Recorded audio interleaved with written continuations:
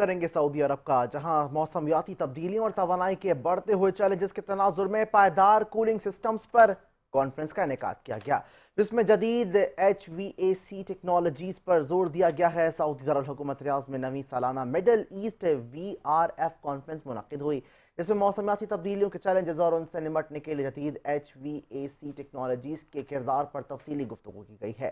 ماہرین نے سعودی ویژن 2030 کے تناظر میں توانائی کے مؤثر استعمال اور اسمارٹ کولنگ سسٹمز اپنانے کی ضرورت پر زور دیا۔